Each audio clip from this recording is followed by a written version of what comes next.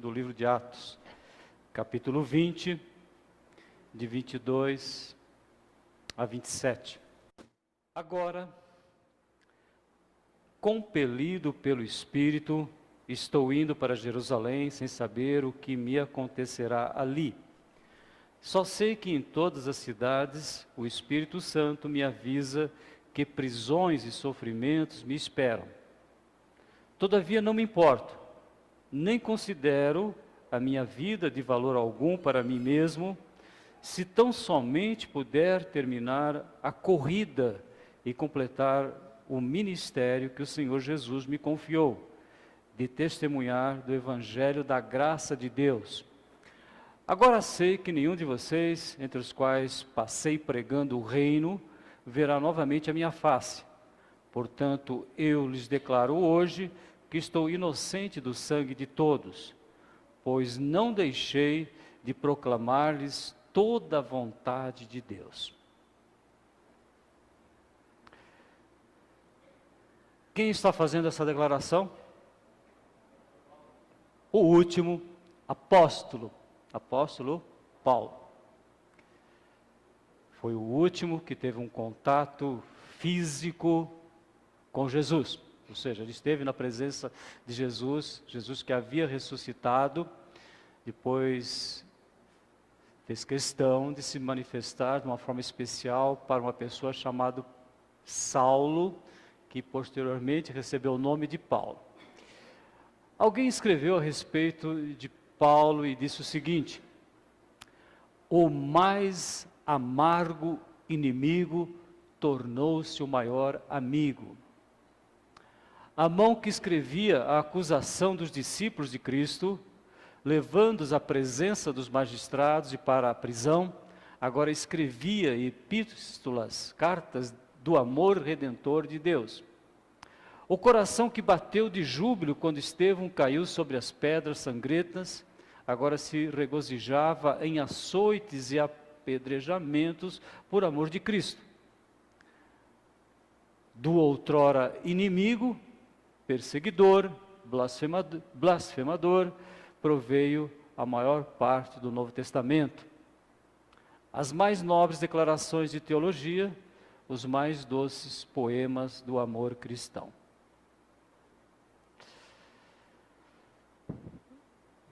São poucas palavras para expressar aquilo que Deus faz na vida de um ser humano. E que, portanto, fez na minha vida e continuará fazendo. Atos, o nome Atos no original significa grandes realizações. Grandes realizações Deus tem promovido. E é interessante que os estudiosos dizem que o livro de Atos, ele não termina, ele não tem um acabamento final. Por quê? Por que nós não temos um encerramento do livro? Por exemplo, você pega uma carta de Paulo, você vai ver que ele termina se despedindo, agradecendo. O livro de Atos não, de repente ele encerra. Paulo estava preso, e diz assim que o Evangelho continuava sendo pregado. Por que o livro de Atos não tem um encerramento? Quando que termina? Quando será que vai terminar o livro de Atos? Por 2 anos inteiros, Paulo permaneceu na casa que havia alugado e recebia a todos que iam vê-lo, pregava o reino de Deus, ensinava a respeito do Senhor Jesus Cristo, abertamente e sem impedimento algum. Acaba. Por que não tem um fim? Por quê? Porque nós estamos vivendo esses atos impressionantes, extraordinários do poder de Deus. Então, cada ser humano, nas suas lutas, nos seus desesperos, no seu vazio espiritual, às vezes perseguindo cristãos, podem ser transformados. Porque o mais amargo inimigo tornou-se o maior amigo do Evangelho. Você quer ser esse também? Que às vezes nós resistimos à palavra, resistimos aos ensinamentos de Jesus, e nós suplicamos então que o Senhor faça com que eu e você sejamos totalmente receptivos ao Espírito Santo para mudar aquilo que precisa mudar na nossa vida.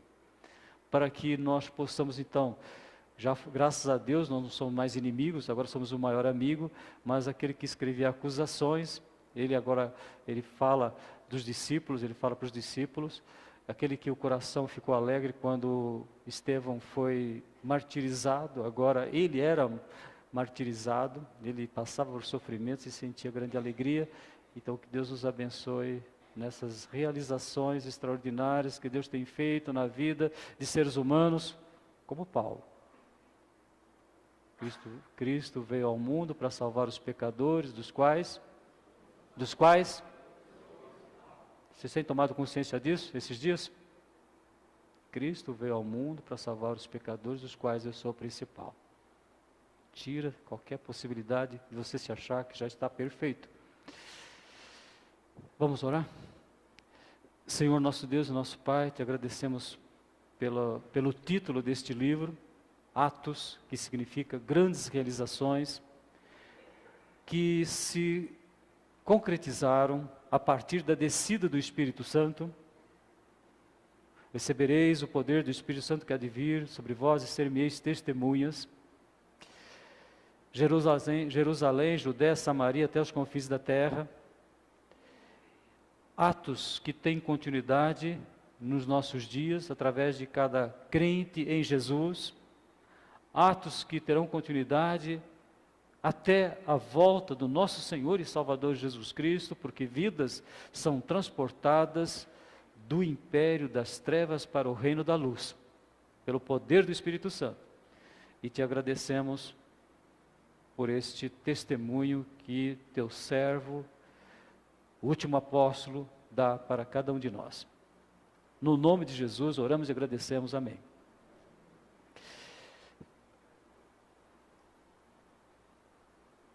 Requisitos para participarmos dessas grandes realizações. Agora, compelido pelo Espírito Santo, estou indo para Jerusalém sem saber o que me acontecerá.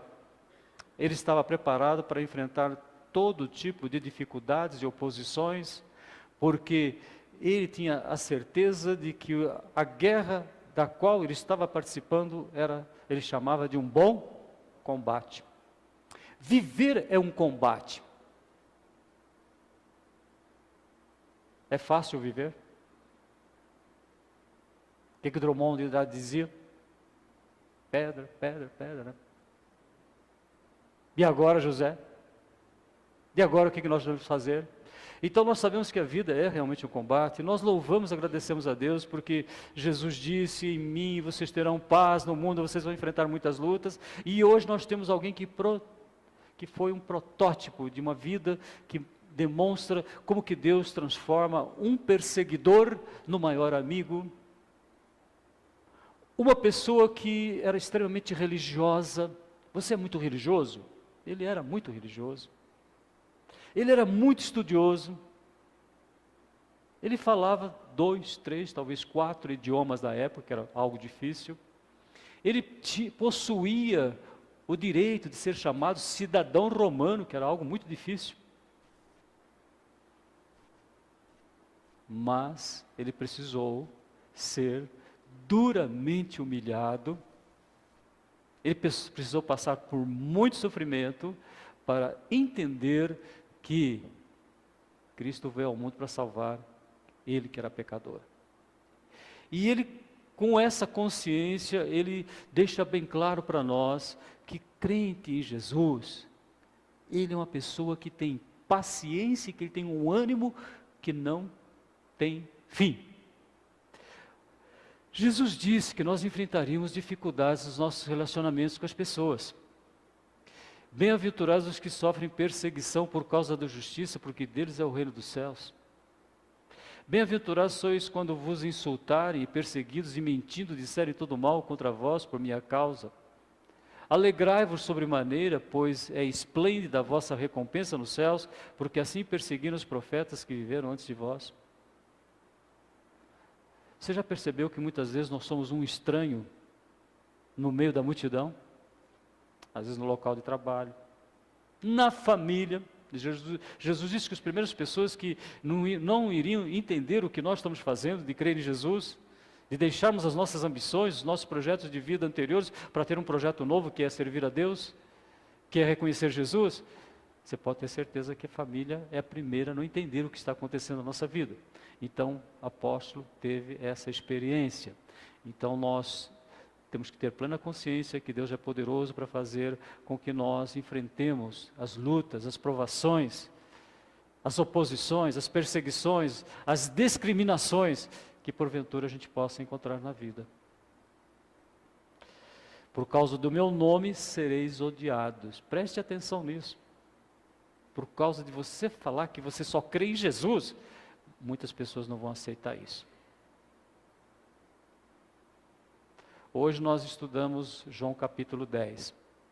Vocês viram quantas vezes os judeus quiseram matar Jesus, apedrejá-lo? Por quê? Porque ele falou que as pessoas poderiam se tornar ovelhas dele, sem esforço nenhum, sem mérito nenhum humano, sem penitência, sem sacrifícios.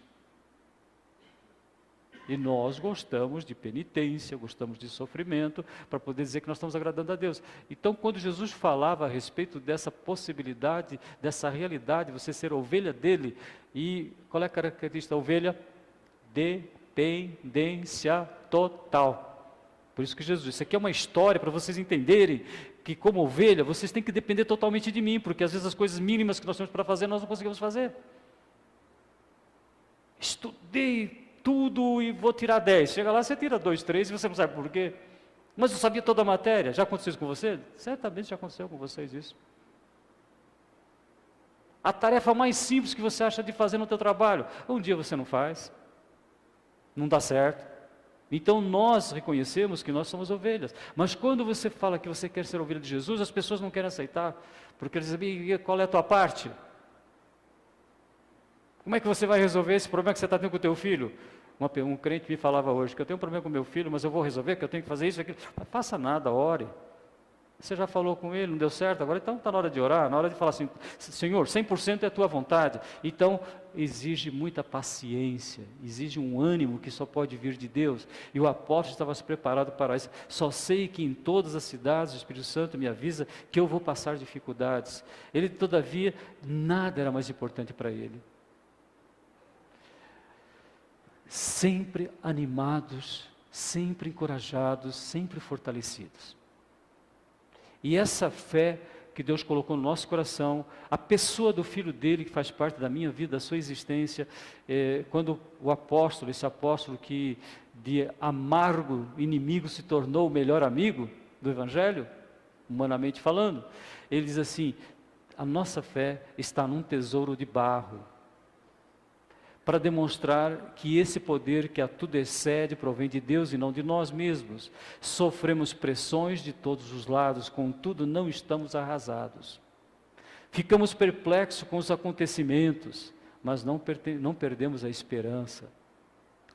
Somos perseguidos, mas jamais desamparados. Abatidos, mas não destruídos. Trazendo sempre no corpo o morrer de Jesus, para que a vida de Jesus, da mesma forma, seja revelada na nossa vida.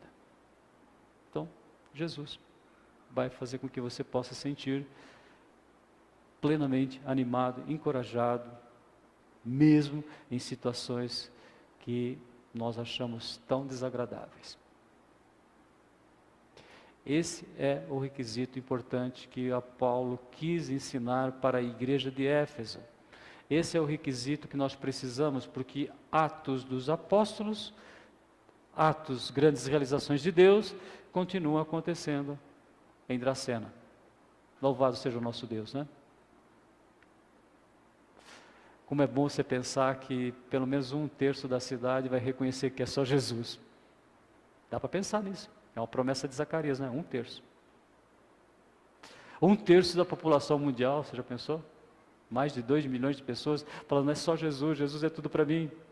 Eu não vou precisar matar ninguém, não vou precisar ser homem-bomba, eu não vou precisar combater nenhum terrorista, porque eu sou de Jesus.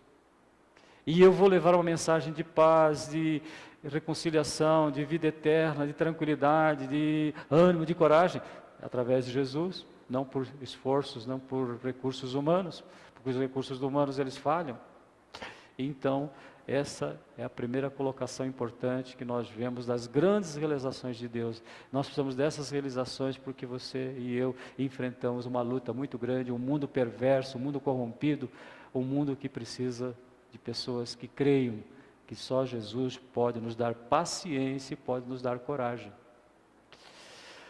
A segunda colocação que ele coloca para nós importante é a de missão cumprida. Ele diz assim: todavia não me importo nem considero a minha vida de valor algum para mim mesmo, se tão somente puder terminar a corrida e completar o ministério que recebi do Senhor Jesus me confiou, de testemunhar do Evangelho da graça de Deus. Eu estou feliz porque eu vou fazer aquilo que Deus programou para a minha vida. Se eu tenho mais 10 anos para viver, então esses 10 anos Deus tem alguns projetos para a minha existência, alguns desafios, eu vou querer cumpri-los no poder do Espírito Santo. E é interessante, ele resumiu tudo que Deus tinha para fazer através da vida dele, quando ele diz assim: portanto, eu lhes declaro hoje que estou inocente do sangue de todos, porque não deixei de proclamar-lhes toda a vontade de Deus. Nós temos feito isso? Ele diz: eu estou isento de culpa, porque nenhuma pessoa, nenhum amigo, nenhum colega de trabalho, nenhuma pessoa da minha família vai poder dizer que eu não falei para ele que Jesus resolve. Ninguém. Ah, mas vão dizer que você é louco, que você está fora do contexto. Deixa eu falar. Né? Paulo diz assim: nós, para Cristo, quando nós estamos com Cristo, as pessoas vão dizer que nós enlouquecemos. Mas eu preciso falar para as pessoas de Jesus. Eu preciso falar, como ele disse aqui, ninguém vai poder dizer que nesses 3 anos que eu estive com vocês aqui na cidade de Éfeso, que vocês não receberam, primeiro, que todo ser humano está perdido. Como é que ele fala isso? Todos vós estavais mortos nos vossos delitos e pecados.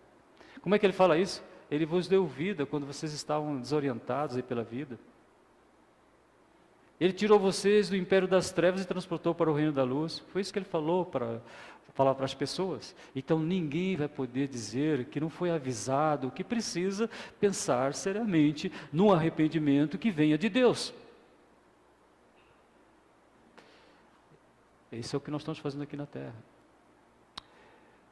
Vocês já perceberam que as pessoas vêm chorando às vezes para conversar com a gente? Vêm entristecidas? Já aconteceu isso com você? Todos vocês já receberam alguém que está chorando, compartilhando. O marido foi embora, e filho está com esse problema, e a conta no banco está assim, e a doença. Quantas vezes vocês já receberam? Vocês sabem que a Bíblia fala que sofrimento que é permitido por Deus, qual a finalidade do sofrimento que é permitido por Deus? Íria? Arrependimento. O que significa? Significa que todas as pessoas, em momentos da sua vida, precisam de arrependimento. E elas reconhecem isso. Então você pode dizer para elas o que? Olha, só Jesus.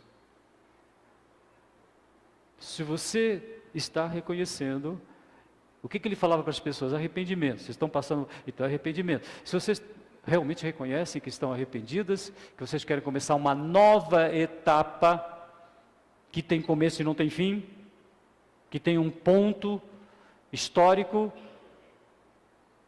um ponto lá no calendário da vida. Como é que se chama isso? Novo nascimento. Então, daqui você vai continuar. Isso é o que ele diz. Eu não deixei de proclamar-lhes toda a vontade de Deus. Que a vontade de Deus é que as pessoas, quando estejam sendo tocadas, sensibilizadas, para se arrependerem, saiam da sua autossuficiência, do seu poder, da sua capacidade, da sua inteligência, da sua juventude, da sua saúde, está tudo perfeito. Saia de tudo isso e reconheça que você precisa de Deus. E quando você faz isso, você só tem uma direção para resolver isso: Jesus. Crer em Jesus. Porque todo aquele que nele crer será salvo. Vai receber. Então é isso que ele está dizendo, que ele não deixou nenhum momento sequer de dizer para as pessoas Que mais que ele insistiu? Ele insistiu com as pessoas, aqueles que haviam se convertido, que eles tinham que ter certeza absoluta que ninguém podia tirar deles essa salvação. Lemos hoje, Romanos 8. Na escola bíblica estudamos isso hoje. As minhas ovelhas ouvem minha voz e me seguem, e dou-lhes a vida eterna, e ninguém as arrebata da minha mão. Então você tem que ter certeza que essa ação de Deus fazer com que você participe da vida eterna é um ato único, exclusivo de Deus. Como é que ele fala isso? Pela graça sois salvos mediante a fé. Esta fé não vem de vós, é dom de Deus, não vem das obras para que ninguém se glorie. Ele fala que nós somos eleitos segundo a presciência de Deus, para sermos conforme a imagem de Jesus. Ele deixa bem claro isso. E quando você arrepende-se, ou seja, aceita o arrependimento, porque o arrependimento não é algo que nós conseguimos fazer por nós mesmos. Quando você crê em Jesus, aí você passa a fazer parte de uma equipe que tem a finalidade de ser a imagem de Cristo, de viver a vida que Jesus viveu, de ser amigo das pessoas como Jesus foi amigo. E o amigo dá a sua vida pelos seus. Você tem dado a sua vida pelo seu próximo? Então é isso que ele está falando, que ele fez questão de cumprir tudo aquilo que Jesus havia ensinado. O homem é pecador, o homem está perdido, o homem pode ser salvo por Jesus, e depois que ele recebe a salvação, ninguém pode tirar essa salvação dele. Tem crente andando numa gangorra, Um dia ele está salvo, outro dia ele está perdido. É o crente em Jesus, o gangorra. Quando nós falamos crente, nós estamos falando de religião. Você fala, a religião não é crente, aquilo que Jesus disse para Tomé: seja crente. Então, crente é aquele que crê. E se crê em Jesus, ele é um crente cristão. Então, se nós levarmos essa plena convicção, nós vamos viver aquilo que ele quer. Que nós vivamos uma vida que nunca deixe de dizer para as pessoas que Jesus tem um plano especial, que Jesus pode salvá-los, que você pode dizer para as pessoas juntos. Quantas vezes nós já dissemos, que as pessoas digam conosco: Jesus abre meu coração e entra, me perdoa e me salva. Quantas vezes vocês já disseram isso com alguém? É isso que ele está dizendo. Ninguém pode dizer que eu não falei. Então existe uma comparação militar que a Bíblia usa, que diz assim, que cada cristão, cada crente, ele é um sentinela. O que é um sentinela? É aquele que avisa as pessoas que o exército inimigo está chegando, para que se preparem. E nós sabemos que o exército inimigo é você partir daqui e não ter Jesus no coração e não poder ir para o céu. Esse é o exército que nós temos que enfrentar. Já pensou alguém que morre e não tem Jesus no coração?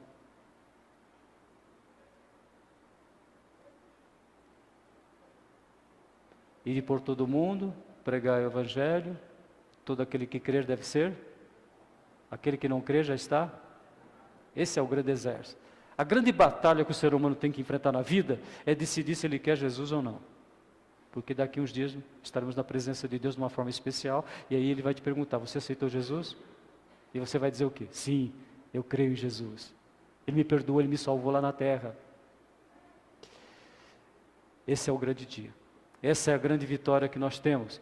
Então, nós temos que avisar as pessoas, nós somos sentinelas.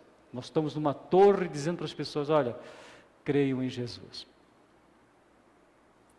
Muito bom lembrar o que o Marcelo fez ali no centro cirúrgico, Talvez se não estivesse passando por essa situação, ele não teria coragem de fazer. Mas o Espírito Santo falou: olha, vocês não vão poder tocar em mim antes de eu orar. Posso orar? Os médicos, os enfermeiros, todo mundo que estava ali falou: ora, pode orar. O que ele falou para as pessoas? Eu creio em Jesus. Foi isso mesmo, Marcelo? Quem imaginava, que vocês conhecem um pouquinho o Marcelo, quem podia imaginar que o Marcelo faria uma coisa dessas num ato antes da cirurgia? Neia, você acha que ele pode? Foi uma ação total do Espírito Santo.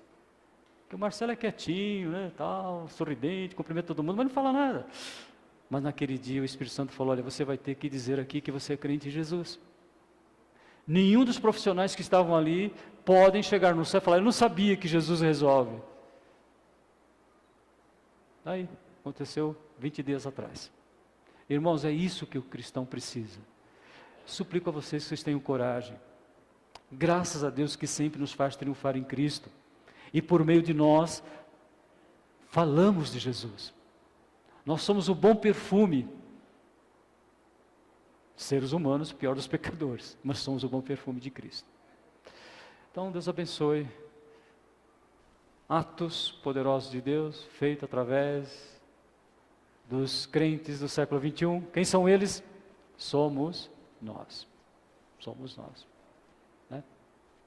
Se a tarefa no primeiro momento histórico da igreja foi coordenada, administrada por Pedro, por Paulo, por João, por Tiago, Tiago, por exemplo, não era apóstolo, mas a palavra fala apóstolos, na verdade, se nós formos traduzir corretamente, seria atos do Espírito Santo, feito através dos discípulos de Jesus. Somos nós hoje. Eu suplico a Deus que você ore por mim, para que eu seja cada dia mais um corajoso para falar de Jesus para as pessoas. Mesmo em momentos que as pessoas podem, não tem nada a ver com o que você está falando aqui, nós estamos falando de outra história. Nós estamos falando aqui que vai ser uma cirurgia complicada e tal, e está todo mundo aqui preparando-se, e você vem falar para mim que nós vamos orar? Glória a Deus por isso. Glória a Deus por isso. Né? Vamos orar? O que você precisa? Eu preciso ser corajosos. Graças a Deus que sempre nos dá coragem. E que a gente não precisa passar por uma cirurgia, um momento difícil para ter essa coragem, né? Tenhamos sempre essa coragem. Porque se uma pessoa chegar lá no céu e disser assim, olha, aquele meu vizinho nunca falou nada de Jesus para mim. Ele não vai perder a vida eterna por culpa minha. Porque todo mundo tem condições de tomar uma decisão. Mas eu perdi a responsabilidade, eu deixei de exercer a minha responsabilidade. Vocês entenderam? Porque Deus está acima da minha responsabilidade. Eu fui irresponsável, mas Deus sabe o coração de cada um. O que nós somos? Sentinelas. Todo momento, sentinelas. Senhor nosso Deus, nosso Pai, nós vamos enfrentar mais uma semana, pelo poder, pela misericórdia Tua, se for a Tua vontade, mas nós suplicamos que essa semana, todos nós, sem exceção aqui, possamos entender que ninguém pode ficar sem ouvir todos os propósitos bons, benignos, abençoados, amorosos que Tu tens para cada ser humano. Tua palavra diz que Tu queres que todos sejam salvos e todos venham ao pleno conhecimento da verdade e que Tu usas discípulos, pessoas falhas como nós somos, mas que com o poder do Espírito Santo agindo, podem fazer com que nós sejamos sentinelas responsáveis. E a grande guerra que o ser humano tem é receber de Ti o perdão e a vida eterna, e sabemos que a oposição é muito grande para que isso não aconteça. Mas também sabemos que Tu és poderoso para fazer com que cada vida que sinceramente aceita o Teu arrependimento e crê em Jesus, receba o perdão, receba a paz, receba a tranquilidade, receba a coragem para continuar falando do Teu Filho e consumando os atos do Espírito Santo que ainda continuam acontecendo e acontecerão até a volta do Teu Filho, no poder do Espírito, em nome de Jesus. Amém.